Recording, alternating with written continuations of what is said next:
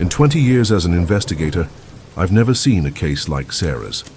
18 stab wounds, attempted suffocation, and she still managed to play dead to escape. But when she ran through the streets begging for help, she discovered something even more shocking that nearly killed her. Her attacker wasn't finished. He showed up at the hospital where she was fighting for her life, and what happened in that moment revealed the true extent of human evil. But there was something even he didn't know about Sarah. Subscribe to the channel because cases like Sarah's teach us to recognize the signs of manipulation that might be right in front of us without us realizing it. November 15th, 2022, Hampton, Virginia. A date that would forever be etched in the memories of everyone who worked this case. A night when the thin line between love and murder was crossed in ways that still make seasoned investigators wake up in cold sweats. I've been working domestic violence cases for over 20 years. I've seen the worst of what people can do to those they claim to love. But this case, Sarah's case, it got under my skin in ways that others never had. Maybe it was because she survived to tell her story. Maybe it was because of how close she came to not surviving at all. Or maybe it was because of what we discovered about Michael that night, what he had been planning, what he had been hiding all along. Sarah and Michael had been together for 2 years. 2 years of what looked like a normal relationship from the outside. 2 years of carefully concealed hell that Sarah endured behind closed doors. Betrayal, abuse, violence. 3 words that barely scratched the surface of what Michael was capable of.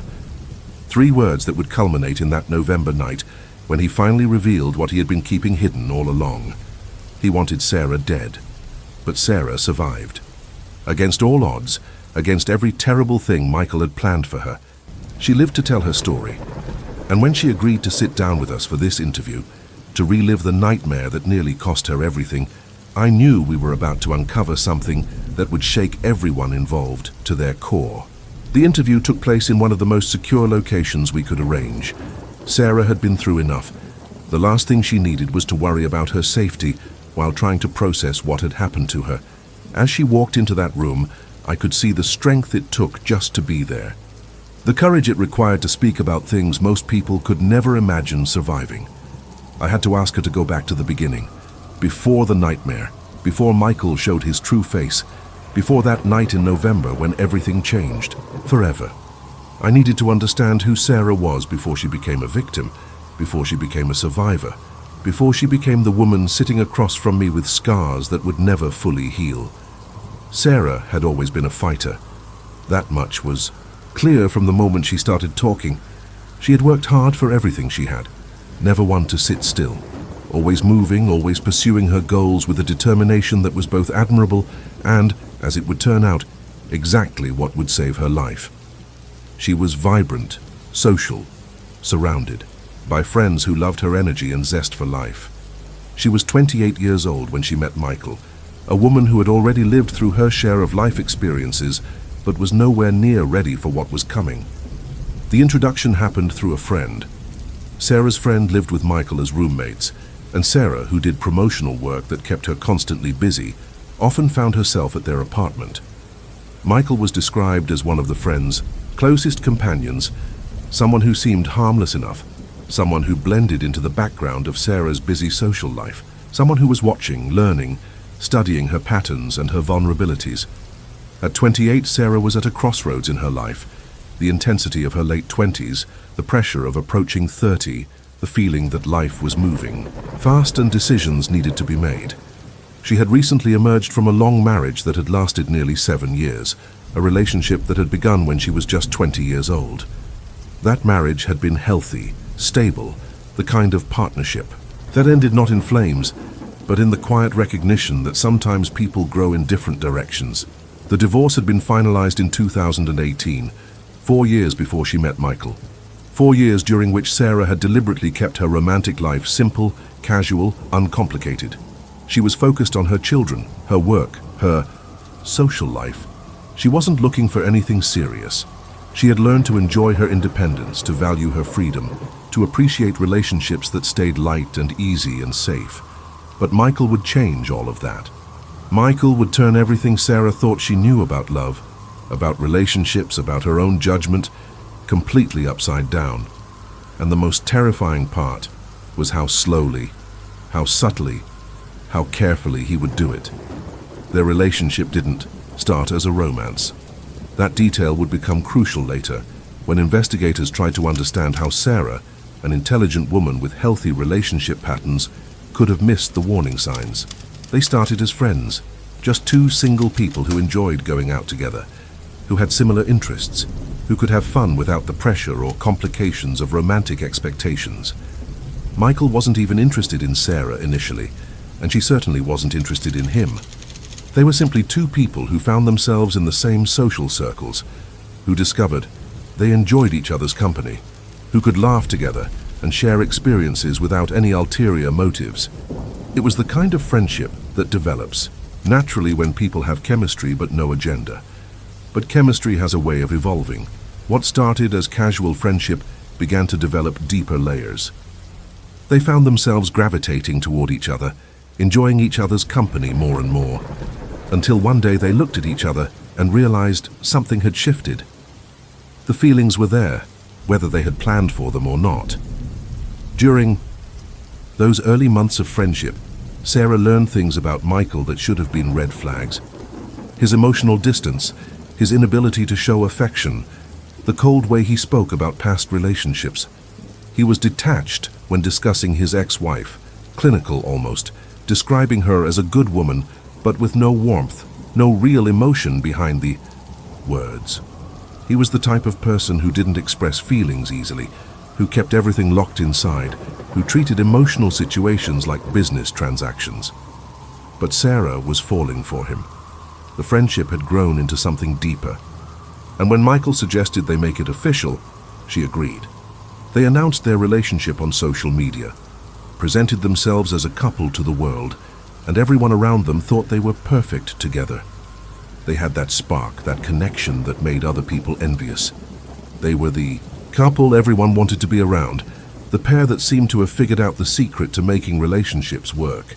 But beneath the surface, things were already beginning to change. The shift was so subtle that Sarah didn't even notice it at first. That's how these things always start. Not with violence, not with obvious abuse, but with tiny adjustments to normal behavior that gradually become the new normal. The first incident happened at a nightclub. Sarah was enjoying herself, lost in the music and the energy of the crowd, when Michael grabbed her arm and shouted at her. She was so caught up in the moment, so invested in their relationship by that point, that she didn't even register what had happened. It was only when a friend approached her later, concerned about what he had witnessed, that Sarah realized something had occurred. Her friend was disturbed by what he had seen. The way Michael had grabbed her, the tone of his voice, the aggression in his posture. But Sarah, already emotionally invested, already making excuses, already beginning the mental gymnastics that abuse victims know so well, dismissed it. She hadn't even noticed it happening, so how bad could it have been? That was the moment when everything began to unravel, though Sarah wouldn't understand that until much later. That was when Michael started testing boundaries, seeing what he could get away with, learning how much Sarah would tolerate before she pushed back. That was when he began the careful, methodical process of breaking down her defenses and isolating her from the people who cared enough to notice what was happening. And Sarah, like so many women before her, was about to discover that the man she thought she knew, the man she was falling in love with, was nothing more than a carefully constructed facade hiding something much darker underneath, something that would eventually try to kill her. What Sarah couldn't see at the time, what none of us could have predicted, was how expertly Michael had begun weaving his web. The incident at the nightclub wasn't random aggression. It was a test, a calculated experiment to see how much she would tolerate, how much her friends would interfere, and most importantly, how effectively he could make her doubt her own perception of reality.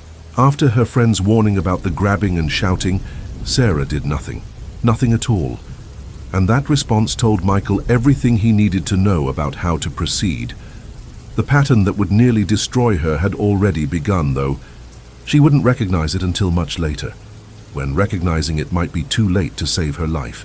In the early stages, Sarah actually found herself rationalizing Michael's possessive behavior as care, as love, as the natural protectiveness of a man who was falling for her.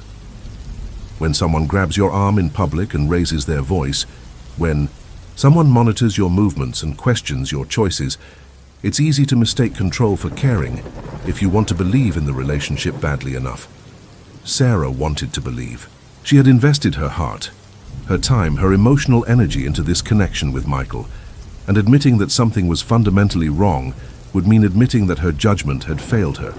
The arguments became frequent, almost daily, occurrences that followed a script Sarah didn't realize she had memorized. No matter what the disagreement was about, no matter who had initiated the conflict, Sarah always ended up being the one who was wrong, always the one who needed to apologize, always the one who had to minimize her own feelings, her own needs, her own perceptions to keep the peace. But the peace never lasted long, because peace wasn't actually what Michael was after. Control was. The first time he hit her, Sarah could recall with perfect clarity, even months later when she sat across from me in that interview room.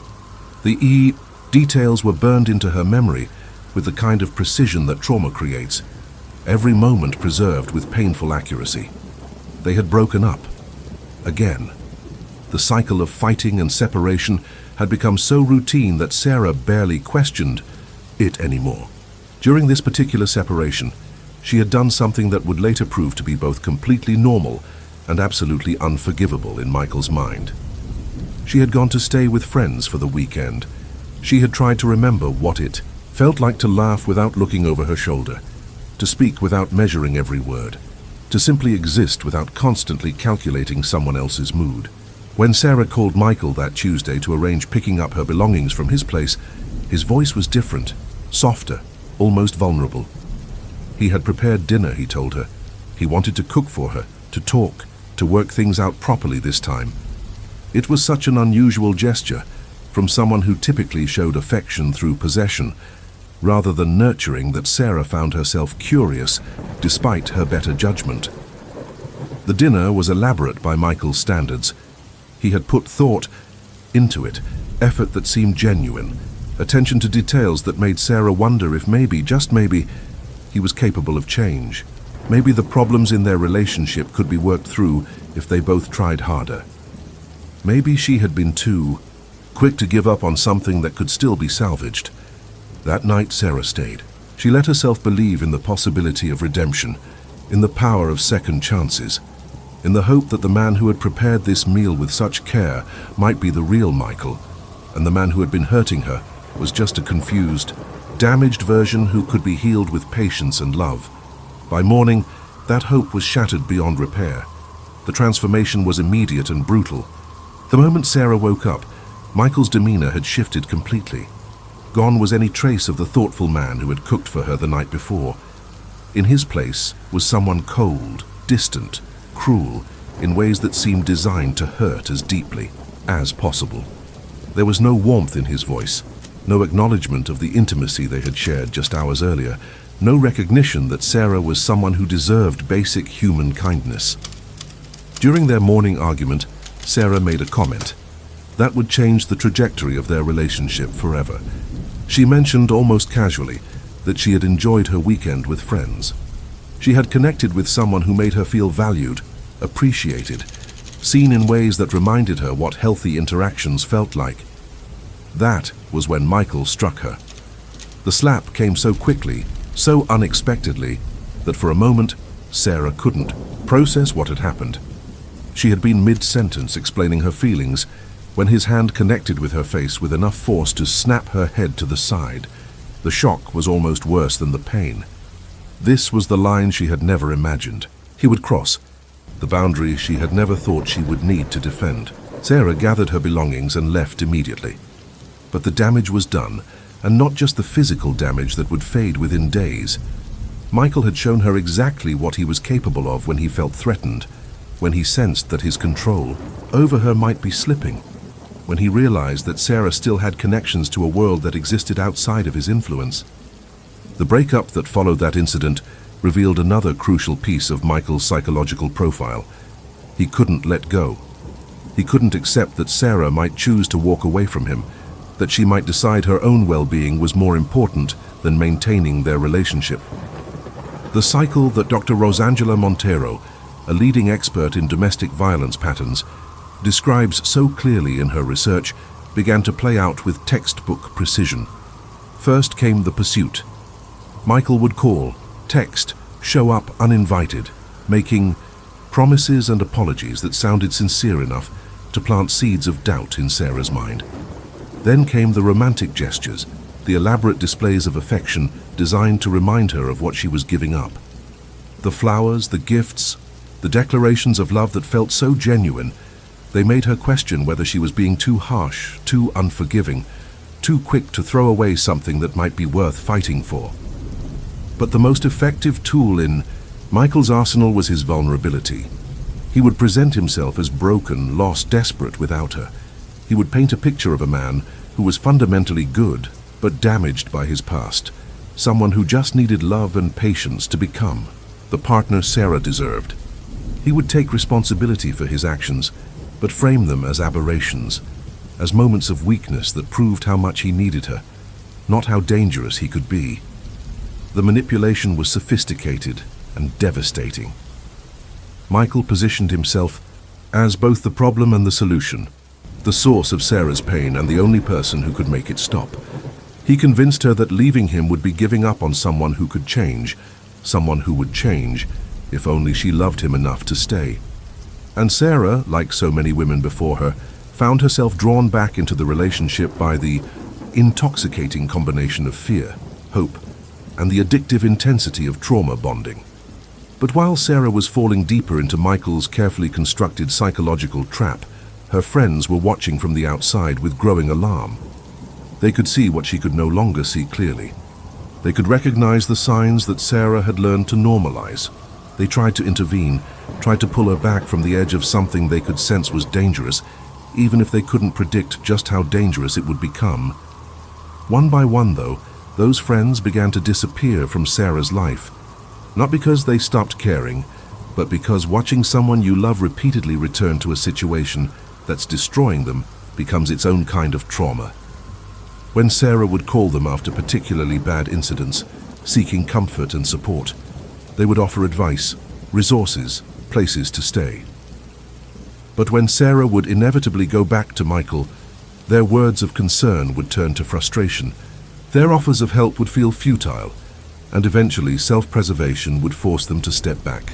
Sarah began to realize that she was losing everyone who cared about her.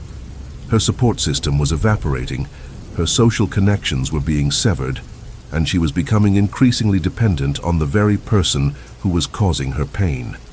It was exactly what Michael had been working toward all along. Isolation makes victims more vulnerable, more dependent, less likely to seek help when they finally recognize how much danger they're in. The violence escalated gradually, as it always does. After the first slap, physical aggression became another tool in Michael's control arsenal. Not constant, not predictable, but frequent enough to keep Sarah walking on eggshells, never sure when something she said or did might trigger an explosive response. One particularly disturbing incident occurred when they were out with Michael's friends, a setting where Sarah had hoped his behavior might be tempered by the presence of witnesses. They had been drinking, and on the way home, Michael and Sarah got into another argument about jealousy, about perceived slights, about the kinds of trivial matters that become life or death issues in abusive relationships. Michael was driving. His friend and Sarah's friend were in the car, trapped passengers in what was about to become a terrifying display of Michael's complete disregard for everyone's safety when his anger took control. He began driving at speeds that defied logic, accelerating through turns and down straightaways with the kind of reckless abandon that could have killed them all. His friend tried to intervene, pleading with Michael to slow down, to think about what he was doing, to consider that there were other people in the car whose lives were being put at risk by his rage. But Michael was beyond reason. He was making a point, demonstrating his power, showing everyone present that when he was angry, everyone around him would suffer the consequences. During this terrifying ride, Michael struck Sarah with his elbow.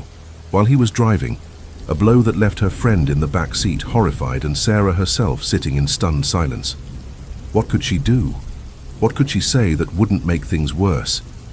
She had learned that the safest response to Michael's violence was no response at all.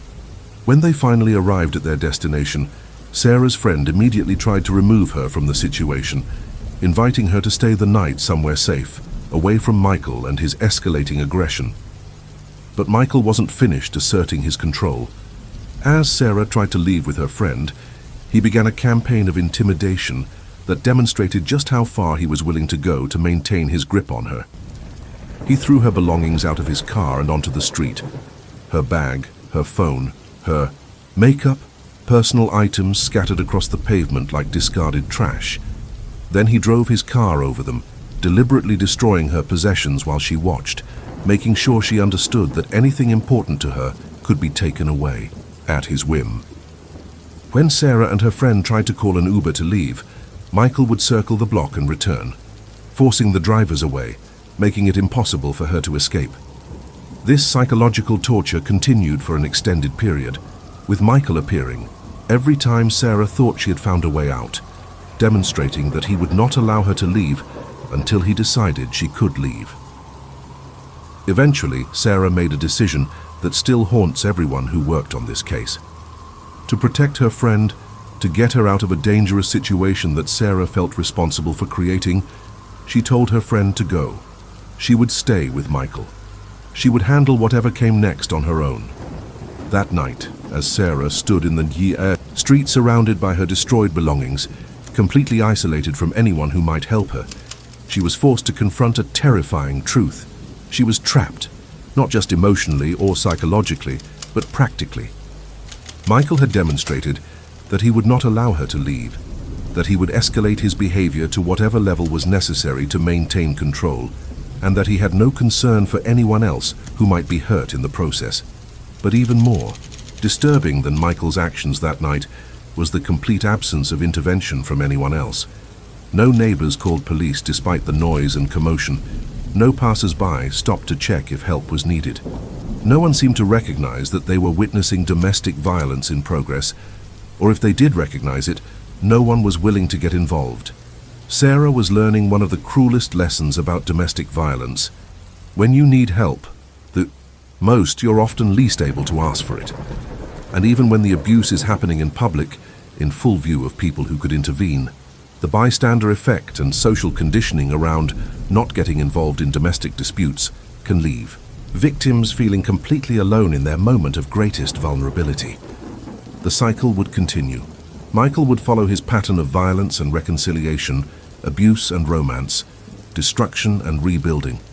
And each time the stakes would get a little higher, the violence would get a little worse, and Sarah would find herself a little more isolated, a little more dependent, a little more convinced that this was simply what love looked like for her. But what none of them knew, what would only become clear much later, was that Michael was already planning something far worse than anything he had done before.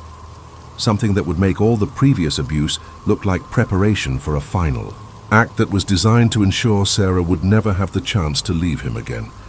The timeline of terror was accelerating. What had once been isolated incidents separated by weeks or months of Michael's charm offensive was becoming a regular rhythm of violence. The intervals between attacks were shrinking, like a countdown timer that was running out of time. Sarah found herself living in a constant state of hypervigilance, never knowing when the next explosion would come, never able to predict what might trigger Michael's rage. But perhaps the most insidious aspect of the abuse was how Michael had perfected the art of psychological compartmentalization.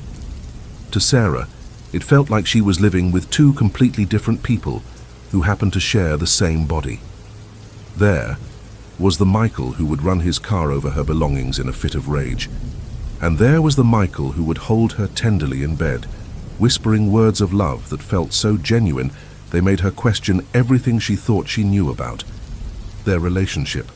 This split reality became Sarah's new normal. She couldn't reconcile the violent man with the loving one, so instead of seeing them as the same person with a dangerous psychological profile, she began to treat them as separate entities. She would cling desperately to the moments of tenderness, the breadcrumbs of affection that Michael would scatter throughout their relationship like a trail designed to keep her following him deeper into the woods. Those fragments of what felt like genuine love became Sarah's addiction. When Michael was cruel, when he was violent, when he was destroying her life piece by piece, she would tell herself that wasn't the real Michael. The real Michael was the one who needed her, who was broken and seeking healing, who just needed enough love and patience to overcome whatever darkness was driving his destructive behavior. It's a phenomenon that experts in domestic violence psychology recognize immediately. The trauma bond that forms between abuser and victim creates a psychological dependency that's as powerful as any chemical addiction. The intermittent reinforcement of kindness mixed with cruelty creates a neurological response pattern that makes leaving feel impossible, even when staying becomes life-threatening. Sarah's children, the most precious parts of her life, remained largely unaware of what was happening. She had made a conscious decision to keep them separate from Michael, maintaining her relationship with him primarily at his place, rather than bringing him into the home she shared with her mother and children. Some instinct, some protective, maternal voice was warning her that Michael shouldn't have unrestricted access to her family, even when she couldn't articulate why.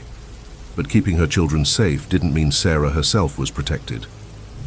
The violence was escalating in ways that should have terrified anyone who witnessed it, but Sarah had become so skilled at hiding the abuse that even the people closest to her had no idea how much danger she was in.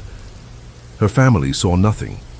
They had no concept of the daily terror Sarah was experiencing, no understanding of how completely Michael had taken control of her life. She had become an expert at covering bruises, explaining away injuries, maintaining the facade of a normal relationship, even when everything was falling apart behind closed doors. The performance required for this level of deception was exhausting. Sarah had to be constantly calculating, always thinking 3 steps ahead about how to explain away evidence of Michael's violence, how to deflect questions about her increasingly erratic behavior, how to maintain relationships with people who might start asking uncomfortable questions if they got too close to the truth. One incident in particular demonstrated just how dangerous the situation had become, and how skilled Sarah had become at protecting Michael from the consequences of his actions. They were at Sarah's house in her bedroom when another argument erupted. Sarah couldn't even remember what had triggered Michael's rage this time. It might have been jealousy, it might have been some perceived slight, it might have been nothing more than Michael's need to assert his dominance when he felt his control slipping. What happened next would have resulted in attempted murder charges if anyone had witnessed it and understood what they were seeing. Michael, in a display of strength that revealed just how physically dangerous he could be, grabbed Sarah's bed with both hands and flipped it over. The crash was enormous, loud enough to wake the entire house, followed by the sound of dishes breaking as everything Sarah had been eating crashed to the floor. But Michael wasn't finished. In a moment of pure, uncontrolled rage, he grabbed a piece of wooden trim from Sarah's bedroom door and tore it away from the frame. Then he struck Sarah in the head with it. The wound was significant, bleeding heavily in a way that should have required immediate medical attention. Sarah would carry the scar for the rest of her life, a permanent reminder of how close she had come to something much worse. Blood was flowing freely, staining her clothes, pooling on the floor, creating the kind of crime scene that should have resulted in police intervention and emergency room visits. Instead, Sarah's mother knocked on the door, concerned about the noise, but having no idea that her daughter was being brutally assaulted just feet away from where she stood. Sarah had become so accomplished at hiding the abuse that, even when it was happening in her own home, with her family nearby, no one recognized what was actually occurring. When her mother asked about the noise, Sarah managed to deflect, to minimize, to make it seem like nothing more than clumsiness, or perhaps an intimate moment that had gotten a little too enthusiastic. Her mother, trusting her daughter's explanations, as any loving parent would, accepted the excuse and moved on, never knowing how close she had come to discovering a scene that would have changed everything. But the most psychologically devastating part of the entire incident was what happened next. Michael, seeing the blood flowing from the wound he had inflicted, immediately shifted into what domestic violence experts call the honeymoon phase, of the abuse cycle. He threw himself on the floor, began crying uncontrollably, and launched into a performance of remorse that was so convincing it made Sarah forget, at least temporarily, that she was the victim in this situation. Michael's tears seemed genuine. His horror at what he had done appeared real. His promises to change, his declarations that he didn't deserve Sarah's love, his threats to turn himself in to police, all of it felt like the breakthrough Sarah had been hoping for. The moment when Michael would finally recognize how destructive his behavior had become and commit to getting help. Instead of seeking medical attention for her head injury, instead of calling police, instead of recognizing that she had just survived an attempted murder, Sarah found herself comforting the man who had just tried to kill her. She was holding him, reassuring him, telling him that everything would be okay, that they would work through this together, that she forgave him for nearly splitting her skull open with a piece of wood. The psychological manipulation was complete. Michael had turned a situation where he was unquestionably the perpetrator into one where Sarah felt responsible for his emotional well-being. He had made her attack about his pain, his remorse, his need for comfort and understanding.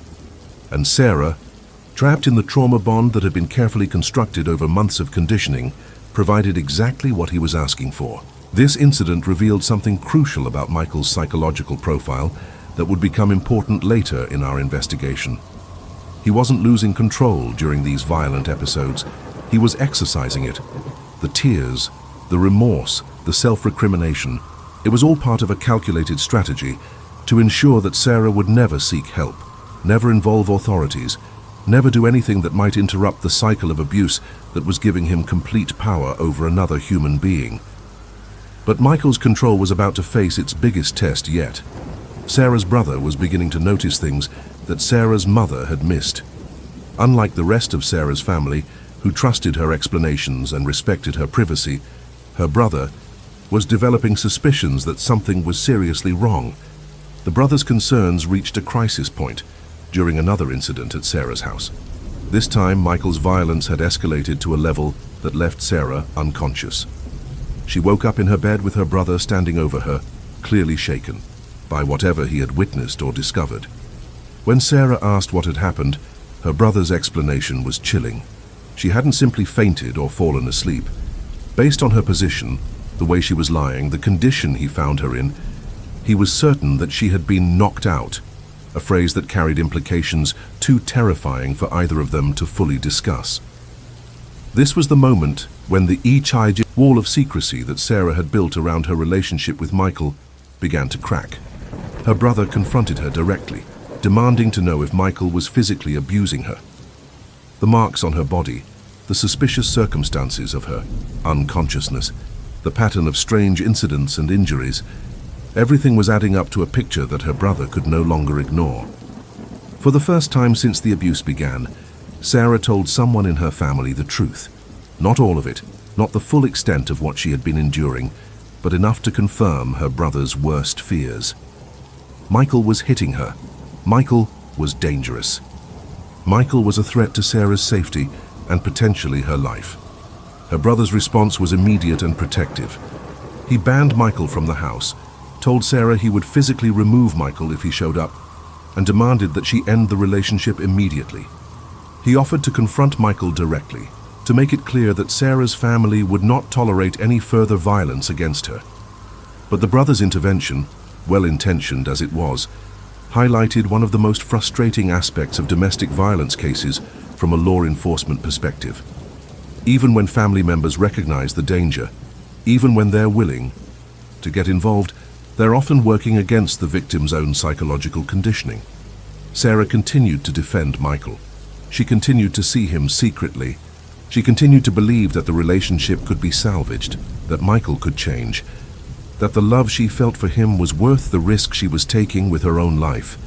Her brother could protect her when she was at home, but he couldn't protect her from her own decisions when she chose to leave. The pattern that emerged during this period was telling.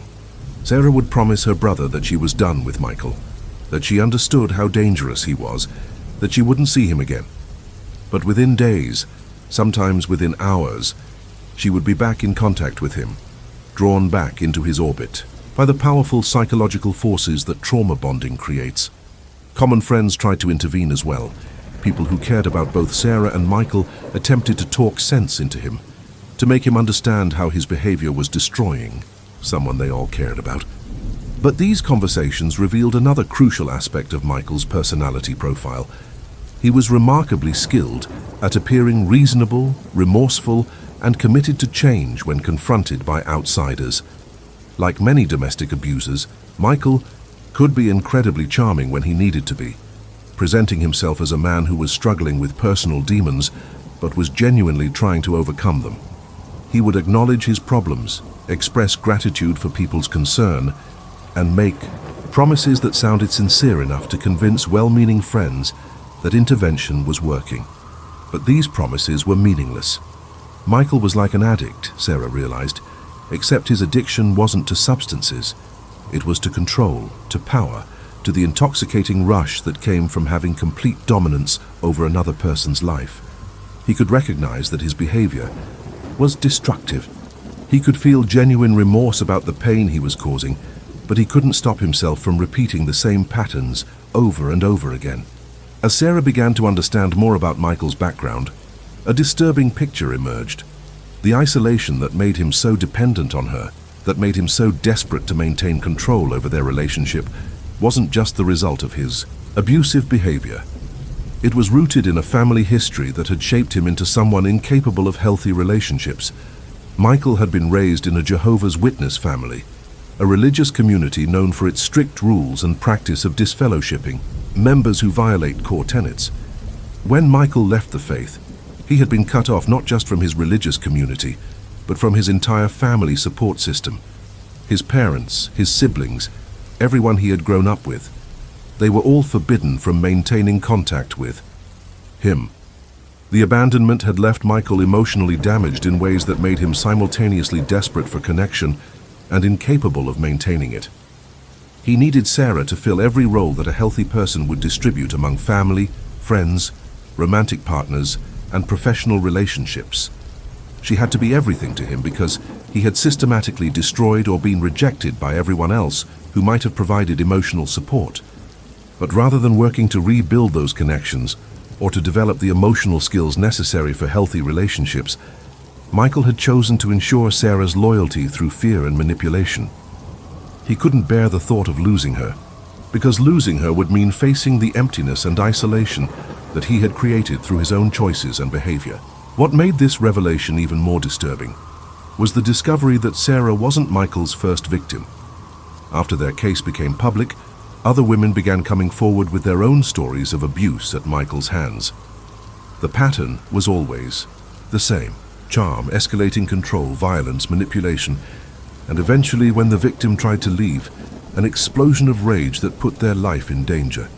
These women's testimonies painted a picture of a man who had been perfecting his techniques for years, learning from each relationship how to be more effective at trapping his victims, how to isolate them more completely, how to maintain control more efficiently. Sarah hadn't just stumbled into an abusive relationship. She had become involved with someone who was essentially a professional predator. And that predator was about to reveal just how far he was willing to go to ensure that Sarah would never have the chance to leave him again. As our investigation deepened, we uncovered details about Michael that painted an increasingly disturbing portrait of a man who had been methodically perfecting his techniques of control and violence for years. The stories he had told Sarah about his past relationships weren't just casual admissions of previous conflicts. They were confessions, glimpses into a pattern of behavior that stretched back through multiple victims who had been lucky enough to escape before things went too far. Michael had admitted to Sarah that he had thrown objects at his ex-wife, a picture frame or a mug hurled in anger during one of their arguments. He had also mentioned physically assaulting his former brother-in-law, incidents that may or may not have resulted in police reports, but that revealed a man whose violence wasn't limited to romantic relationships. When Michael felt challenged or threatened, he responded with aggression, regardless of who the target was or what the consequences might be. But what made these revelations particularly chilling was the way Michael presented them to Sarah. He wasn't expressing remorse or seeking forgiveness for past mistakes. He was simply stating facts, as if physical violence was a normal response to interpersonal conflict, as if everyone occasionally threw things at their spouse or got into physical altercations with family members. The clinical detachment with which Michael discussed his own violent behavior revealed something crucial about his psychological makeup. He wasn't out of control during these incidents. He wasn't overwhelmed by emotion or driven by impulses he couldn't manage. He was making calculated decisions about when and how to use violence as a tool to achieve his goals. This calculated approach to violence became even more apparent when Sarah described Michael's demeanor during his attacks on her. He didn't scream. He didn't raise his voice. He didn't show the kind of explosive rage that most people associate with domestic violence. Instead, he remained eerily calm, almost methodical in his approach to inflicting pain and asserting dominance. When Michael flipped Sarah's bed and struck her in the head with the wooden trim, he wasn't having an emotional breakdown. He was sending a message. When he ran his car over her belongings in the street, he wasn't losing control. He was demonstrating the extent of his power over her life. Every act of violence was deliberate, purposeful, designed to achieve maximum psychological impact with minimal risk of outside intervention. This revelation completely changed how our investigative team viewed Michael's psychological profile. We weren't dealing with someone who occasionally lost his temper and made poor decisions in the heat of the moment. We were dealing with someone who used violence as a systematic method of maintaining control, someone who had refined his techniques through practice and experience. Adding another layer of complexity to Michael's psychological state was the discovery that he was taking medication for what he described as depression and anxiety. Sarah remembered that he took some kind of anti-anxiety medication, something that was supposed to help him regulate his mood and control what he called his hormones. But rather than making him less aggressive, the medication seemed to have little effect on his violent behavior. More concerning was the possibility that Michael was also using anabolic steroids. His physical build, his gym habits, and certain behavioral patterns suggested that he might be using performance-enhancing drugs that could significantly affect his emotional stability and impulse control. Steroid use can cause dramatic mood swings, increased aggression, and a phenomenon known as roid rage that can turn minor disagreements into explosive confrontations. If Michael was indeed using steroids while also taking psychiatric medication, the combination could have created a psychological powder keg that made him even more dangerous than he might have been otherwise. But regardless of what substances might have been affecting his behavior, the pattern of escalating violence suggested that something catastrophic was building toward a climax. That climax began to take shape in the weeks leading up to November 15th, 2022.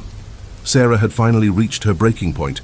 After months of abuse, after countless cycles of violence and reconciliation, after losing friends and isolating herself from family, she had made the decision that would ultimately save her life. She was done with Michael, permanently. The breakup wasn't dramatic or explosive. Sarah had simply reached the point where she could no longer deny the reality of what her relationship had become. The man she had once loved, the man she had tried so desperately to save, was destroying her piece by piece. If she stayed, if she continued to make excuses and hope for change, she was going to lose everything that mattered to her, possibly including her life. For once, Michael seemed to accept her decision. There were no dramatic gestures, no threats, no immediate attempts to manipulate her back into the relationship. He appeared to respect her choice, even suggesting that they could remain friends, that they could maintain some kind of connection without the romantic complications that had made everything so toxic. But Michael's acceptance was about to be revealed as just another layer in his manipulation strategy. He was planning something, waiting for the right opportunity, the right moment of vulnerability, when Sarah's guard would be down and he could regain control over the situation. That opportunity came when Michael contacted Sarah about a car accident. He had been injured, he told her. His ribs were fractured, he was in significant pain, and he needed someone to take him to the doctor.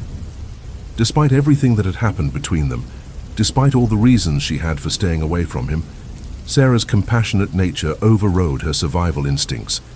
She agreed to help. The medical visit confirmed that Michael's injuries were real. His ribs were indeed fractured, and he was genuinely in need of assistance with basic daily activities. When he asked Sarah to stay with him for a few days to help him recover, her decision to agree seemed reasonable, even admirable. She was putting their personal conflicts aside to help someone who was suffering, demonstrating the kind of basic human decency that healthy people show toward others in need. What Sarah didn't realize was that this accident might not have been as random as it appeared. Michael had a history of dangerous driving, of using his vehicle as a weapon when he was angry, of taking risks that put himself and others in danger. The circumstances of the crash, the fact that he had been driving at high speed when he lost control, suggested that his emotional state might have played a role in what happened. Regardless of how the accident occurred, it provided Michael with exactly what he needed: a reason to get Sarah back into his space, back under his influence, back within reach of his psychological manipulation. And once she was there, caring for him, seeing him vulnerable and dependent, the old patterns began to reassert themselves. The days Sarah spent caring for Michael created a false sense of normalcy that was dangerously seductive. They weren't fighting. They weren't dealing with the jealousy and possessiveness that had poisoned their relationship. They were just two people sharing space, with Sarah providing care and Michael expressing gratitude. It felt almost like the friendship they had shared before romance complicated everything. But beneath the surface, Sarah was struggling with feelings that she couldn't quite articulate. She called a friend during this period, crying, expressing confusion about what she was doing there and why she felt so uncomfortable. The life she had been building without Michael, the sense of freedom and peace she had been developing, was calling to her. She knew she didn't belong in his space anymore, didn't want to be pulled back into the dynamics that had nearly destroyed her. When Sarah finally told Michael she needed to go home to handle some family responsibilities, his response seemed reasonable. He had plans of his own, he told her. He was going to spend time with friends, visit some people he knew in the area, maybe get some work done. It was the kind of normal, healthy separation that people in casual friendships navigate all the time. But Michael's plans for that weekend involved something that would become crucial evidence in our investigation. He wasn't just socializing with friends. He was pursuing other women, using his charm and manipulation tactics on new potential victims, while simultaneously working to maintain his hold on Sarah. When Sarah returned to Michael's place the following Monday, ready to help him through the final stages of his recovery, everything seemed normal. They made plans to go out for the evening, to visit a local bar where they could relax and enjoy each other's company without the pressure of romantic expectations. It was supposed to be a simple, friendly evening between two people who were trying to figure out how to maintain a connection without repeating the destructive patterns of their past. November 15th started as an ordinary day. Sarah went about her normal routines, took care of her responsibilities, and prepared for what she expected to be a pleasant evening out. At around 9 o'clock that night, she was talking with a mutual friend when the Uber arrived. Her last words before getting into that car were casual, unremarkable. "I'll talk to you later. The Uber's here. We're going out." She had no way of knowing that she was about to step into a nightmare that would test every survival instinct she possessed. The bar they chose was lively and welcoming, the kind of place where people went to unwind and connect with friends. For the first part of the evening, everything went exactly as planned. Sarah and Michael laughed together, ordered drinks, sang along to music, and enjoyed the kind of easy companionship that reminded Sarah why she had been drawn to him in the first place. But as the night progressed, Michael's attention began to focus on another establishment nearby. A neighboring bar was more crowded, more energetic, clearly the place where the real party was happening. When Michael suggested they move to the livelier venue, Sarah's casual agreement to the idea triggered something in him that witnesses would later describe as a complete personality shift. The transformation was immediate and dramatic. The relaxed, friendly man who had been laughing and singing moments before was replaced by someone cold, aggressive and increasingly agitated. Other patrons at the bar noticed the change, later reporting that the couple who had been having such a good time was suddenly engaged in what appeared to be a serious argument. Sarah, recognizing the warning signs she had learned to read over months of living with Michael's volatile moods, tried to de-escalate the situation. She suggested they leave, that they call it a night and head home before things got any worse. It was the kind of damage control that victims of domestic violence become expert at, the constant effort to manage someone else's emotions to prevent explosions. At 12:26 a.m., Sarah took a photo with Michael and posted it to her social media accounts. To anyone viewing the image, they looked like a happy couple enjoying a night out together. The timestamp on that photo would later become crucial evidence in our investigation, marking the last moment when Sarah was safe, the last moment when she had any control over what was about to happen to her. They called an Uber and returned to Michael's place, where his brother was away on a business trip. The house was empty, isolated, the perfect setting for what Michael had been planning all along. He lay down on his mattress on the floor, and Sarah, still trying to maintain the illusion of normalcy, picked up his phone to scroll through messages. What she found would have been devastating under normal circumstances. Evidence that Michael had been lying to her, that his weekend plans had involved another woman, that even during their just friends phase he was pursuing other relationships, while simultaneously working to manipulate Sarah back into his life. But these weren't normal circumstances, and Michael's response to being confronted with his deception would prove that everything Sarah thought she knew about the dangers of their relationship was just the beginning of a horror she could never have imagined. The argument that began in that bedroom would end with Sarah fighting for her life, clinging to consciousness, and discovering just how far Michael was willing to go to ensure that she would never have the chance to leave him again. What happened in that bedroom in the early hours of November 16th would forever change how our investigative team understood the depths of human evil. As Sarah recounted those horrific moments, sitting across from me in that interview room, months later, her voice steady but her hands trembling slightly, I realized we were hearing testimony about one of the most calculated and brutal attempted murders any of us had ever encountered. The discovery that triggered Michael's final act of violence was both devastating and completely predictable. Sarah had found evidence on his phone that he had been pursuing another woman, that even during their supposed friendship phase, he had been orchestrating elaborate deceptions to manipulate multiple people simultaneously. The messages revealed that his weekend plans, the ones he had described so casually to Sarah, had involved putting his name and another woman's name on a guest list for an exclusive venue. It was the ultimate betrayal, the final proof that everything Michael had ever told Sarah about their relationship, about his feelings for her, about his commitment to change, had been nothing more than sophisticated manipulation designed to keep her under his control, while he pursued whatever opportunities interested him at any given moment. But what made this discovery so dangerous wasn't just that it revealed Michael's ongoing deception. It was that it gave Sarah the clarity and motivation she needed to finally, definitively, permanently end their connection. And Michael, sensing that his control was slipping away forever, was about to reveal what he had been planning all along. The argument that followed Sarah's confrontation moved from the bedroom to the main living area of the small apartment. Sarah, needing space to process what she had discovered, went to the window to smoke a cigarette, trying to calm herself and figure out how to handle this latest revelation about the man she had been trying so desperately to save. Michael followed, her moving through the cramped space with a purpose that would only become clear in retrospect. He positioned himself at the kitchen sink, his back to Sarah, and when he turned around he was holding a large kitchen knife. Not casually, not accidentally, but deliberately, pointing it directly at her. The moment was surreal, almost unbelievable.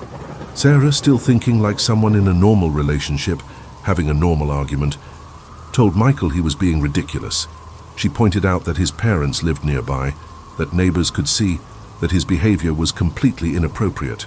She was still operating under the assumption that reason could prevail, that Michael would recognize how far over the line he had stepped and return to rational behavior.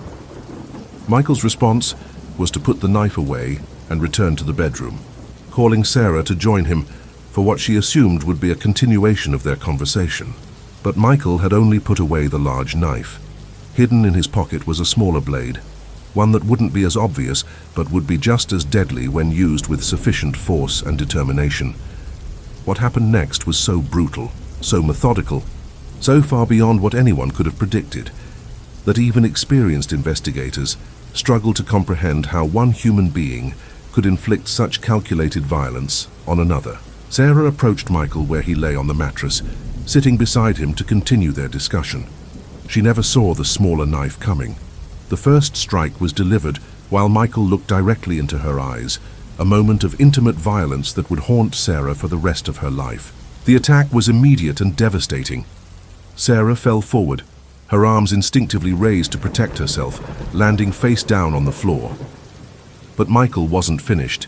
He positioned himself on top of her, sitting on her back like a rider, on a horse, using his weight to pin her down while he continued his assault. With one hand he grabbed her hair, pulling her head back to expose her neck and shoulders.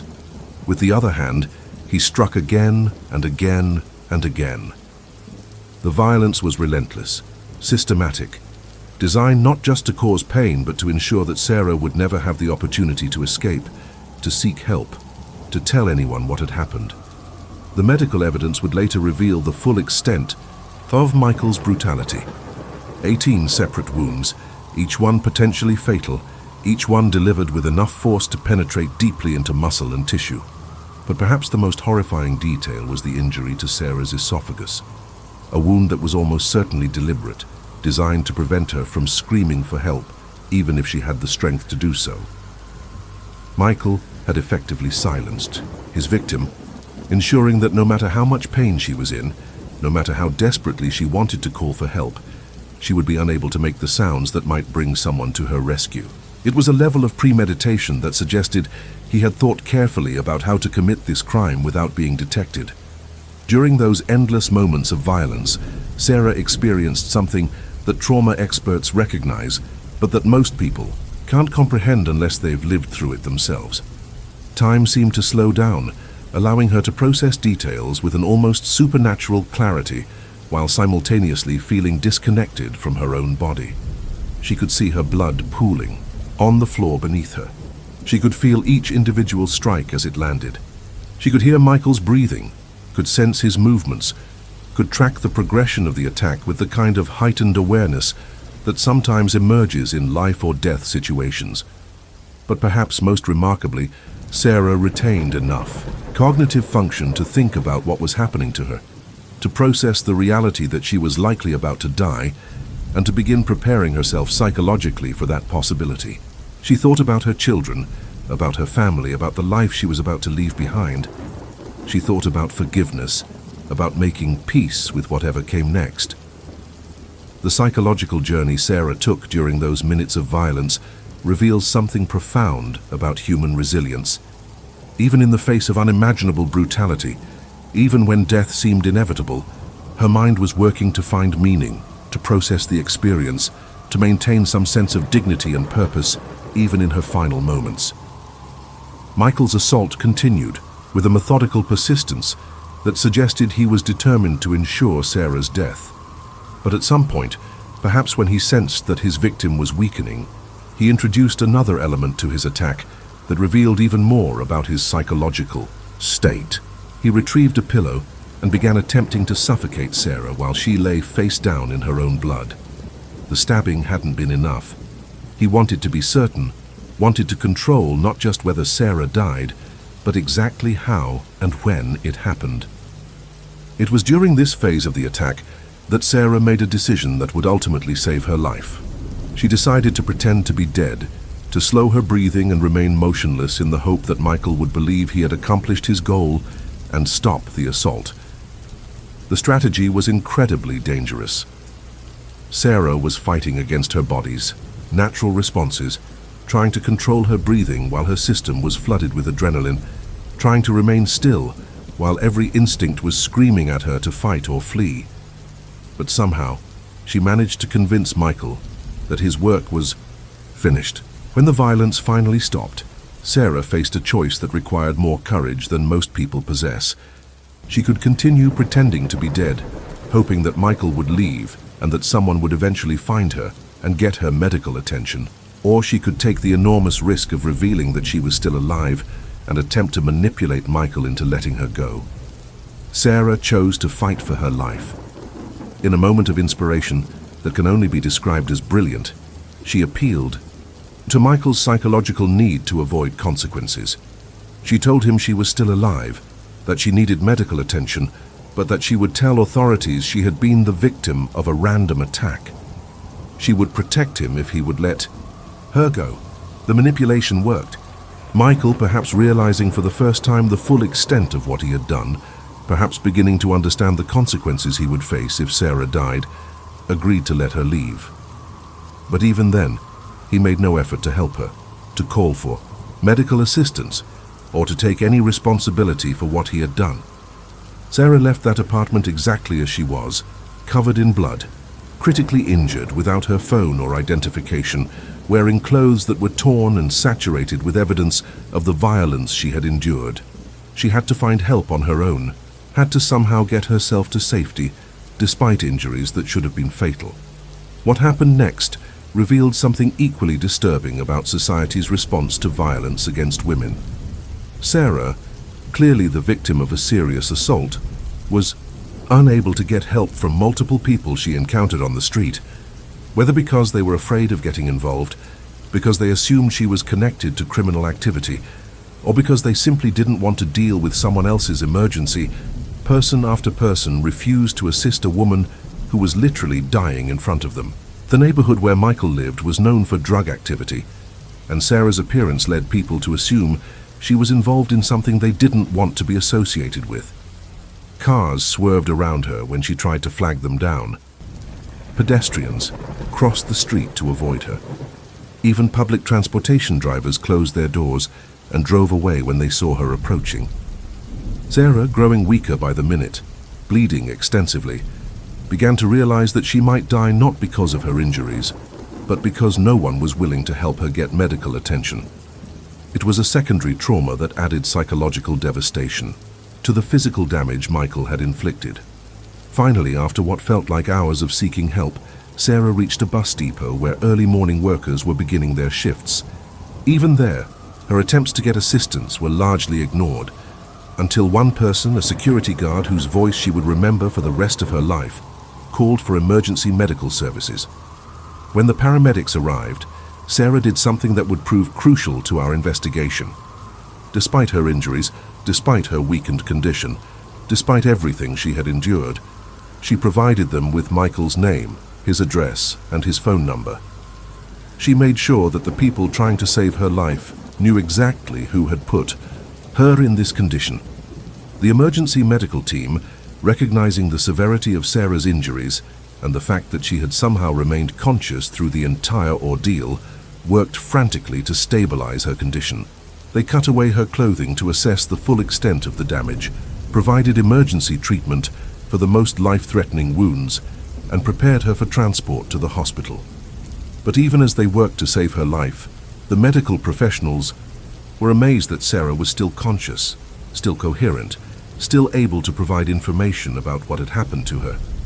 The human body's capacity for survival had been tested to its limits, and somehow, against all odds, Sarah had passed that test. As the ambulance rushed toward the hospital, Sarah was about to face another challenge that would test her strength, in ways she couldn't have imagined.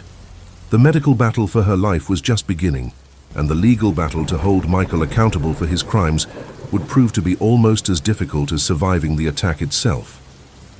But Sarah had already accomplished something that many victims of domestic violence never get the chance to do. She had survived to tell her story, and that story would become the foundation for ensuring that Michael would never have the opportunity to hurt anyone else the way he had hurt her. The operating room became Sarah's battlefield for survival. As surgeons worked frantically to repair the damage that 18 separate wounds had inflicted on her body, she slipped into a medically induced coma that would last 4 critical days. 4 days during which her family would launch a desperate search, during which Michael would construct an elaborate web of lies, and during which the truth about what had happened that night would slowly begin to emerge. While Sarah fought for her life on the operating table, completely unaware of the passage of time, her absence was creating ripples of concern throughout her community. Sarah was the kind of person whose silence was immediately noticed. She maintained daily contact with friends, always let someone know where she was going, never simply disappeared without explanation. When her usual check-ins stopped happening, when her calls went unanswered, when she failed to show up for work responsibilities, people began to worry. The first person to raise the alarm was a close friend who spoke with Sarah every single day. When Sarah's phone went straight to voicemail repeatedly, when her social media accounts went silent, when every attempt to reach her failed, this friend knew something was seriously wrong. Sarah would never simply vanish without telling anyone where she was going or what she was doing. As concern spread through Sarah's social network, her family organized to begin an official search. Missing person reports were filed, social media campaigns were launched, and Sarah's photograph began circulating throughout the community with desperate pleas for information about her whereabouts. Her family coordinated search efforts, contacted hospitals, and reached out to anyone who might have seen her or had any information about what had happened. But while Sarah's loved ones frantically searched for her, Michael was busy constructing the performance of his life. He had Sarah's phone, which had been left behind in his apartment during her desperate escape. He used this access to create evidence that would support the story he was about to tell, sending messages from her accounts that were designed to make it appear that she had left voluntarily. Michael's story was carefully crafted to deflect suspicion while positioning himself as a concerned friend who was just as worried about Sarah's disappearance as everyone else. He told people that they had gotten into an argument during the night, that Sarah had become upset and stormed out of his apartment in the early morning hours. He expressed concern for her safety, claiming that he had warned her about the dangerous neighborhood, but that she had insisted on leaving despite his protests. The manipulation was sophisticated and would have been convincing to anyone who didn't understand the psychology of domestic violence. Michael presented himself as the last person to see Sarah alive, someone who had tried to protect her, but had been unable to prevent her from making a dangerous decision. He even suggested that they should file police reports together, that they should coordinate their efforts to find her. Sarah's family, desperate for any information that might help locate her, initially worked with Michael in the search efforts. They didn't want to alienate someone who might have crucial information about Sarah's last known activities. But some family members, particularly her brothers, had never trusted Michael and were watching his behavior carefully for any signs that his story didn't add up. The brothers' instincts were proving correct. Michael's performance was just a little too practiced, his concern just a little too calculated, his willingness to help just a little too convenient. When pressed for details about the argument that had supposedly triggered Sarah's departure, his story remained vague and inconsistent. When asked about specific timelines or locations, he provided information that didn't quite make sense, but the family's suspicions had to be balanced against the urgent need to find Sarah. Every hour that passed without locating her increased the likelihood that something terrible had happened. They couldn't afford to waste time pursuing theories about Michael if those theories were wrong and Sarah was somewhere else entirely, in need of immediate help. For 4 days, the search continued with increasing desperation. Volunteers combed through neighborhoods, police investigated possible sightings, and hospitals were contacted repeatedly to check for unidentified patients who might match Sarah's description. The community rallied around the family, sharing information on social media, organizing search parties, and maintaining hope that Sarah would be found alive and safe. Michael participated in these efforts, maintaining his facade of concern while carefully managing his story to avoid contradictions. He appeared at family meetings, joined search efforts, and continued to position himself as someone who wanted nothing more than to find Sarah and ensure her safety. But Michael had made a crucial miscalculation.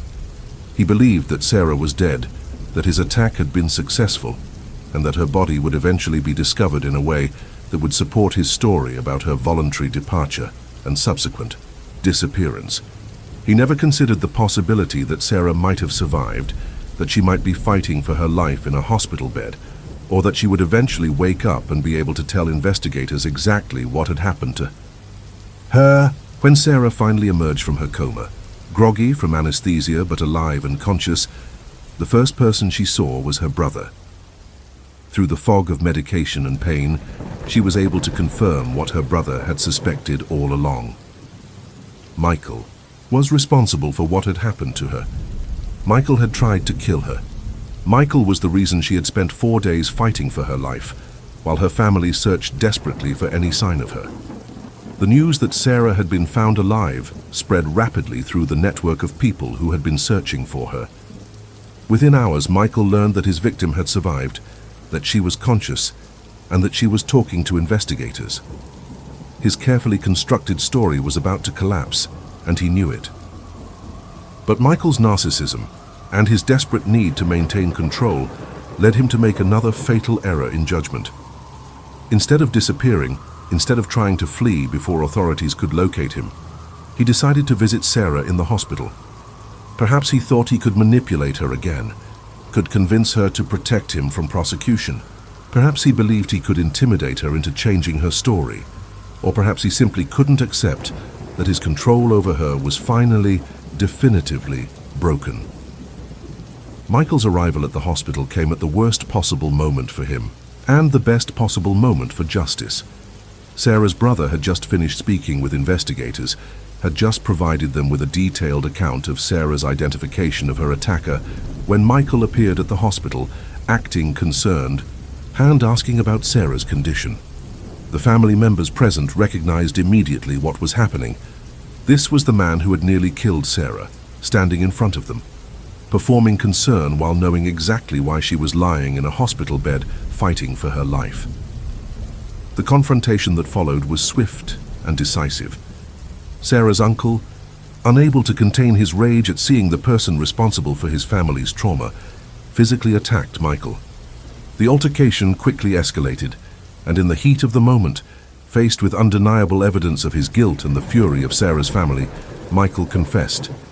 He admitted that he had attacked Sarah, that he was responsible for her injuries, though he immediately began crafting justifications and excuses for his actions.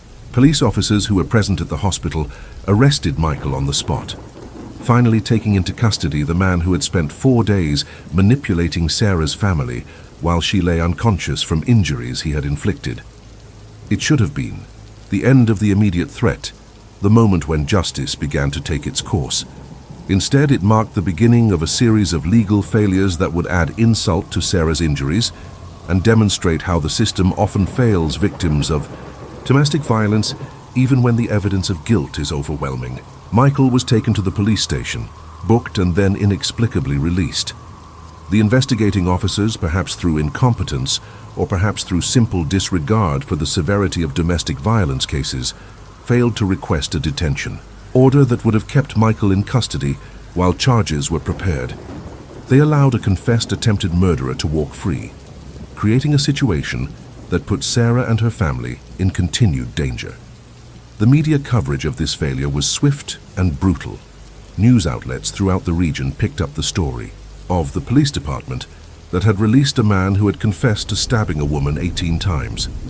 The public outcry was immediate and intense, forcing authorities to issue a warrant for Michael's arrest and begin actively searching for him. But Michael was already gone, disappearing into the same community where he had nearly killed Sarah, protected by his knowledge of the area and his connections to people who might be willing to hide him from law enforcement. For Sarah's family, the knowledge that Michael was free and potentially planning to return to finish what he had started was almost as traumatic as the original attack. Sarah, still fighting infections and complications from her injuries, was largely unaware of the chaos surrounding Michael's release.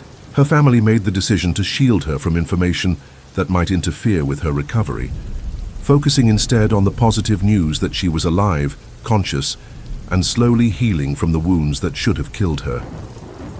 The hospital became a fortress, with security measures put in place to prevent Michael from gaining access to Sarah's room. Family members took turns maintaining a constant presence, ensuring that Sarah would never be alone and vulnerable if Michael decided to attempt to complete his attack. The psychological toll on everyone involved was enormous, but the commitment to protecting Sarah was absolute. Meanwhile, the pressure on Michael was intensifying from multiple directions. Law enforcement was actively searching for him. The media was covering his case extensively, and even the criminal networks in his neighborhood were beginning to see him as a liability. Community members who learned about what he had done were expressing outrage, creating an environment where hiding became increasingly difficult. The tipping point came when local criminal elements, who had their own code about violence against women, made it clear that Michael was no longer welcome in their territory. They contacted Sarah's family directly, expressing their intention to handle the situation themselves if law enforcement couldn't bring Michael to justice. Faced with the choice between surrendering to police or dealing with street justice, Michael chose what he perceived as the safer option. Michael turned himself into authorities, finally ending the period of terror that had gripped Sarah's family since his inexplicable release. This time, prosecutors were prepared with proper detention requests, ensuring that Michael would remain in custody while awaiting trial for attempted murder. When Sarah learned that Michael was finally behind bars, the relief was overwhelming. For the first time since regaining consciousness, she could focus entirely on her recovery, without the constant fear that her attacker might return to finish what he had started. Her family could breathe again, knowing that the immediate threat to their loved one had been neutralized. But even with Michael in custody, Sarah's ordeal was far from over.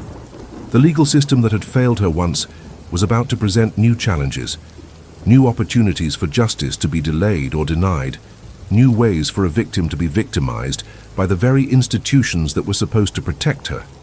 The recovery of Sarah's personal belongings from Michael's apartment provided crucial evidence for the prosecution case. Her phone, which had remained unlocked due to a technical glitch, contained a complete record of Michael's attempts to create false evidence during the days when Sarah was missing. Text messages he had sent from her accounts, calls he had made and received, location data that contradicted his story about her voluntary departure. All of it was preserved and available to prosecutors. But perhaps most importantly, Sarah was alive to tell her story. She could testify about what had happened to her, could identify her attacker, could provide details that would make it impossible for Michael to escape accountability for his crimes. She had survived not just the physical attack, but also the psychological manipulation, the system failures, and the ongoing threat to her safety.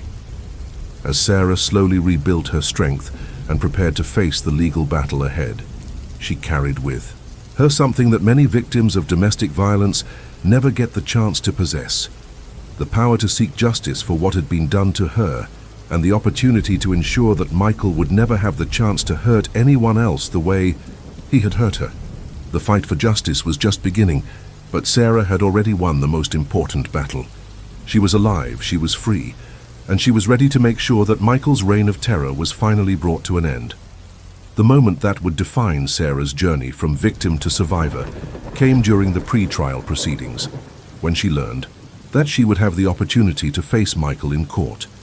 Her attorney, concerned about the psychological impact of seeing her attacker again, offered her the option to avoid a direct confrontation, but Sarah's response revealed the steel core that had kept her alive during those terrifying minutes when Michael was trying to kill her. She wanted to face him. She wanted Michael to look at her and see what he had failed to accomplish.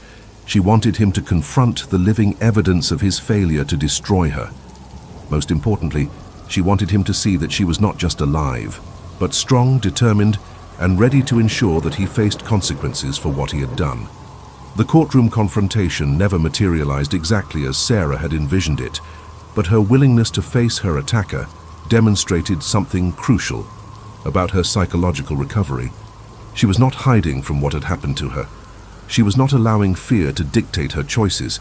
She was reclaiming her power by refusing to be intimidated by the man who had tried to take everything from her. What Sarah couldn't have predicted was that the most disturbing encounter related to the case would come not from Michael himself, but from his family. After giving her testimony during one of the preliminary hearings, Sarah was approached by Michael's mother, a woman who had never acknowledged Sarah's existence during the entire time she had been in a relationship with her son. The initial approach seemed promising. Michael's mother expressed sympathy, acknowledged that they were both mothers who could understand each other's pain, and appeared to want to make some kind of peace with the woman her son had nearly killed. For a brief moment, it seemed like Michael's family might be capable of accepting responsibility for what he had done and expressing genuine remorse for the suffering he had caused. But that hope was quickly shattered when Michael's mother revealed the true purpose of her approach. She wasn't there to apologize or to express genuine sympathy. She was there to find out what Sarah had done to provoke her son's attack. In her mind, the fact that Michael had stabbed Sarah 18 times and tried to suffocate her must have been justified by something Sarah had said or done. Her son couldn't simply be a monster who had chosen to commit attempted murder. There had to be an explanation that would preserve her image of him as fundamentally good. The psychological violence of this encounter was almost as devastating as the physical violence Michael had inflicted. Here was a mother, a woman who should have understood the horror of what her son had done, trying to shift responsibility onto the victim. Instead of expressing shame for raising a man capable of such brutality, she was looking for ways to justify his actions by blaming the woman who had nearly died at his hands. Sarah's analysis of this encounter revealed something profound about the roots of domestic violence and the cultural factors that enable men like Michael to believe their actions are justified. Michael's mother's response wasn't an aberration. It was a perfect example of how some families, some communities, some religious institutions create the psychological framework that allows men to believe they have the right to control women through violence. The irony, as Sarah pointed out, was particularly bitter given the family's religious background. The same faith tradition that supposedly emphasized forgiveness, compassion, and love for others was being twisted to protect an attempted murderer and blame his victim. Instead of producing the humility and empathy that true spiritual growth should create, their religious practice had become a shield for narcissism and a weapon against accountability. This distortion of religious principles, to justify or minimize male violence against women, is a pattern that investigators encounter repeatedly in domestic violence cases. The same texts that command love, mercy, and protection of the vulnerable are reinterpreted to support male dominance and female submission. The same communities that should be providing sanctuary for victims become sources of additional trauma through victim blaming and abuser protection. Sarah's hope for the next generation, expressed through her thoughts about her own sons and even Michael's daughter, reflected a deep understanding of how cycles of violence are perpetuated and how they might be broken.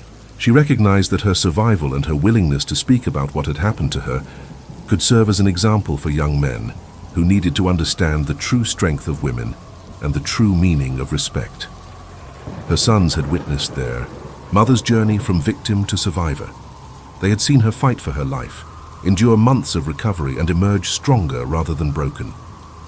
They had learned that women are not fragile creatures who need to be controlled or protected through dominance, but powerful human beings who deserve to be treated with dignity and respect. This lesson, learned through witnessing their mother's courage, could immunize them against the toxic masculinity that had shaped Michael's worldview. Even Michael's daughter, if she was fortunate enough to escape her father's influence, might benefit from Sarah's example. The knowledge that women could survive even the worst attempts to destroy them, that they could speak truth to power and demand justice, might help her recognize and reject any man who tried to control her through fear and manipulation. The legal proceedings revealed another aspect of Michael's character that demonstrated how calculating his violence had been. His confession was followed immediately by a series of contradictory explanations, each designed to minimize his responsibility and garner sympathy for his situation. First, he claimed self-defense, despite having no injuries to support such a claim, and despite the overwhelming evidence that Sarah had been the victim of a sustained, one-sided attack. When the self-defense claim proved untenable, Michael shifted to claiming that he had suffered a psychotic break, that he wasn't responsible for his actions because he had been temporarily insane. But this explanation was undermined by his own admission that he remembered stabbing Sarah and then going to sleep, suggesting that he had been lucid enough to make decisions about his actions both during and after the attack. The prosecution's case was strengthened by the methodical nature of the violence Michael had inflicted. 18 separate wounds, delivered while Sarah was pinned beneath him, followed by an attempt at suffocation, demonstrated a level of sustained intent that was incompatible with temporary insanity or heat-of-passion violence. This was premeditated attempted murder, carried out with careful attention to preventing Sarah from calling for help or escaping. Michael's psychological evaluation, conducted by state forensic specialists, would ultimately determine whether his claims of mental illness had any validity. But regardless of the results, the pattern of his behavior suggested that he was dangerous in ways that extended far beyond any temporary psychological crisis. He had demonstrated a capacity for extreme violence, a willingness to blame others for his actions, and a complete lack of empathy for the suffering he had caused. Meanwhile, Sarah was demonstrating a kind of psychological resilience that amazed even the mental health professionals treating her. During her 43-day hospital stay, she consistently refused antidepressants or anxiety medications, insisting that she felt emotionally stable despite the trauma she had endured. The hospital psychiatrists struggled to understand how someone could survive such a horrific experience without developing obvious symptoms of post-traumatic stress disorder. Sarah's explanation for her emotional stability revealed something remarkable about her psychological makeup. She described feeling a sense of detachment from what had happened to her, as if she was observing someone else's story rather than processing her own trauma. This dissociation, while concerning to mental health professionals, seemed to be serving a protective function that allowed her to focus on healing rather than being overwhelmed by the horror of her experience.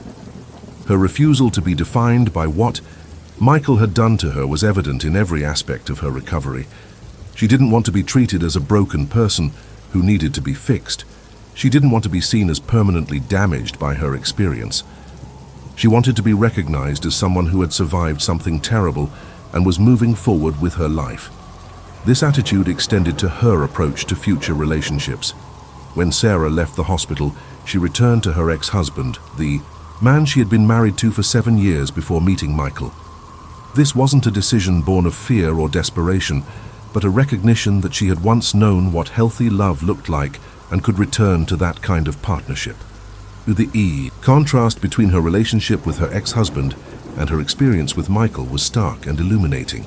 Her marriage had ended not because of abuse or violence, but because two people had grown in different directions. It had been characterized by mutual respect, shared responsibilities, and genuine care for each other's well-being. Returning to that kind of partnership after experiencing Michael's manipulation and violence was like stepping from a nightmare back into normal life. Perhaps most remarkably, Sarah expressed no fear about returning to normal activities, normal relationships, or normal life. She wasn't hiding in her house, avoiding men, or allowing paranoia to control her decisions. She was living as a free person who refused to let Michael's actions define the boundaries of her existence. When asked about the people who had refused to help her during her desperate search for medical assistance, Sarah's response revealed the depth of her spiritual and emotional growth.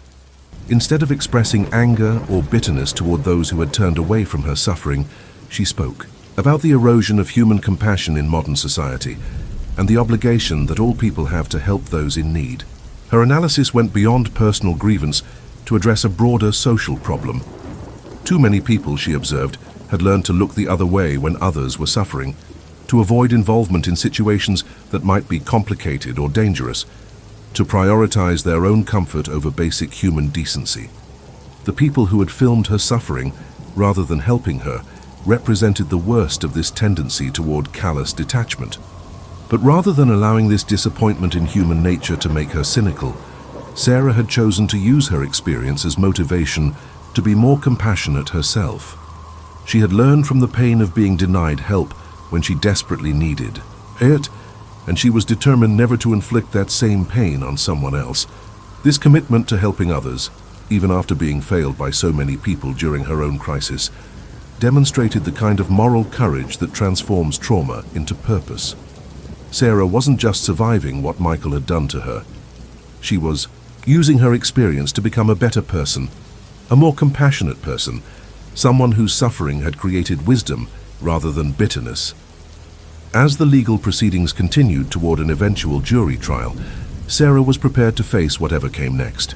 She had survived the attack, survived the medical crisis, survived the system failures that had temporarily freed her attacker, and survived the additional trauma of being blamed by Michael's family for her own victimization. Now she was ready to complete the final phase of her journey from victim to survivor. She was ready to ensure that Michael faced full accountability for his crimes, and she was ready to use her voice to help other women recognize the warning signs that she had missed, to seek help before it was too late, and to understand that survival was possible even when everything seemed hopeless. Michael had tried to silence Sarah forever. Instead, he had given her a story that would help save other lives, a platform that would amplify her voice, and a purpose that would ensure his attempt to destroy her had accomplished exactly the opposite of what he intended. As our interview drew to a close, Sarah shared a story that perfectly encapsulated the transformation she had undergone from victim to survivor. From someone who had been denied help in her moment of greatest need to someone who would never allow another person to suffer the same abandonment she had experienced. Just weeks after leaving the hospital, while riding public transportation to work, Sarah witnessed an elderly man suffering what appeared to be a medical emergency. Without hesitation, without thinking about her own recent trauma or the vulnerability that helping others might create, she immediately stepped in to assist. She helped the man sit down safely, took his phone, and called emergency services to ensure he received the medical attention he needed. The parallel to her own experience was impossible to ignore. Here was Sarah, still recovering from injuries that should have killed her, still processing the trauma of being repeatedly denied help when she was bleeding and desperate, choosing to embody the compassion that had been absent during her own crisis. She had learned from the cruelty of others how to be more kind herself. This incident revealed something profound about Sarah's character and the choices people make. After surviving unimaginable trauma, she could have become cynical, could have adopted the same callous indifference that had been shown to her, could have decided that the world was too dangerous and cruel to justify taking risks for strangers. Instead, she had chosen to be the person she had needed during her own emergency. Her explanation was simple but powerful. The memory of that security guard who had finally called for help when she was collapsed at the bus depot. The single voice that had told her to hold on just a little longer had saved her life. If one person hadn't been willing to break the pattern of indifference that had characterized everyone else's response to her suffering, she wouldn't have survived to tell her story. That knowledge created an obligation she would carry for the rest of her life. Sarah's commitment to helping others extended beyond emergency situations to a broader philosophy about human responsibility and community care. She couldn't understand how people could witness suffering and choose to look away, how they could prioritize their own convenience over someone else's survival. The technology that made helping easier than ever before, cell phones that could summon emergency services with a single call, only made the choice to ignore others' pain more inexcusable.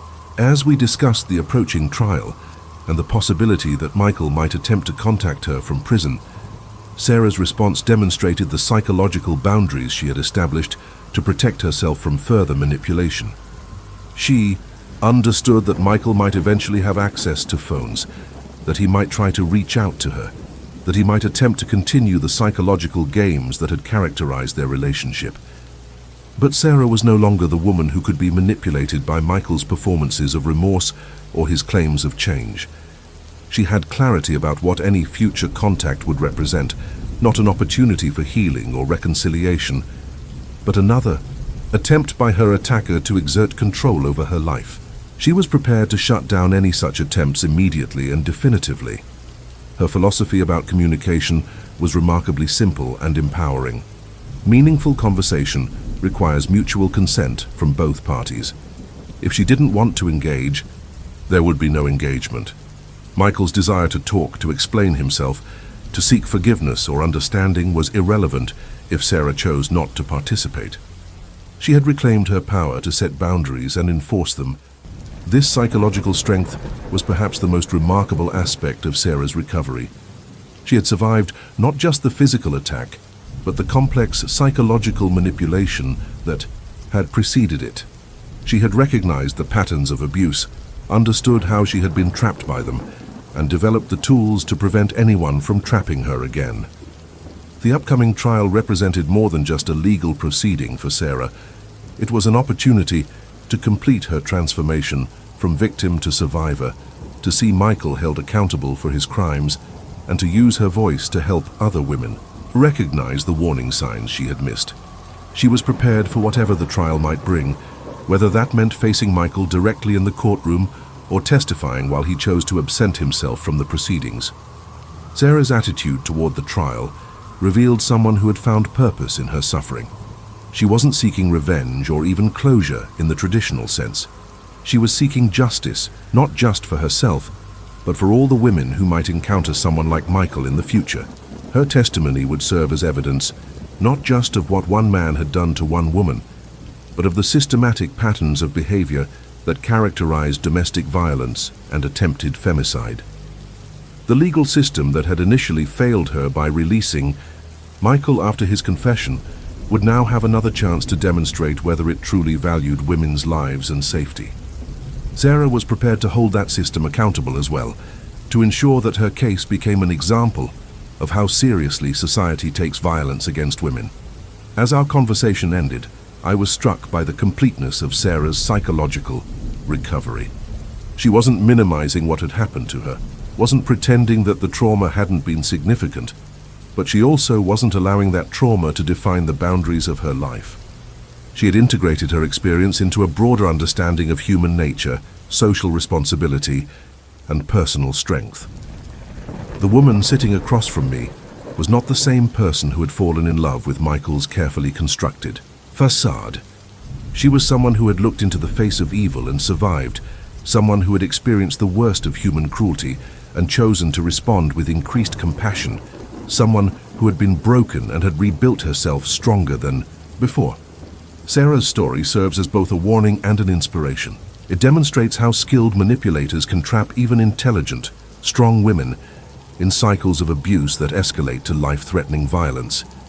But it also proves that survival is possible, that recovery is achievable, and that trauma can be transformed into wisdom that helps protect others from similar dangers. Michael had tried to silence Sarah forever, to ensure that his crimes would remain hidden and that he would face no consequences for his actions. Instead, his attack had given Sarah a platform, a voice that would reach thousands of people, a story that would help others recognize the warning signs and seek help before it was too late.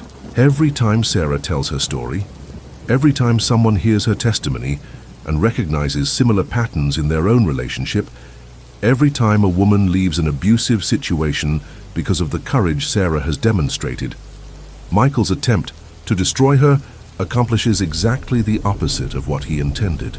That's the ultimate victory for survivors like Sarah.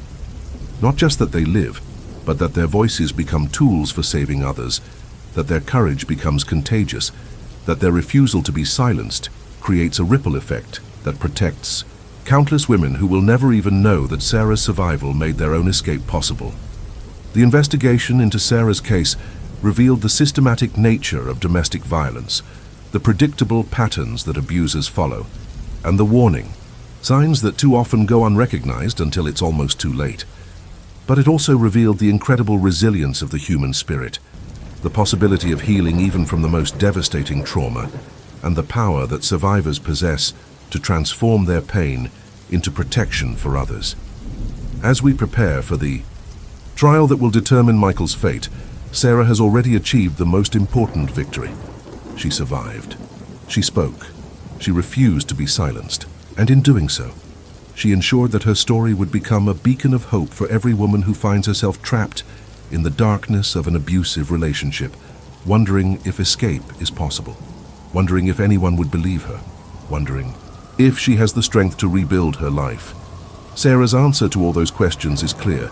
Yes, Survival is possible, recovery is achievable. Life after abuse can be not just livable, but meaningful, purposeful, and full of the kind of strength that comes only from having faced the worst and emerged victorious. Michael tried to write the ending to Sarah's story. Instead, Sarah wrote her own beginning.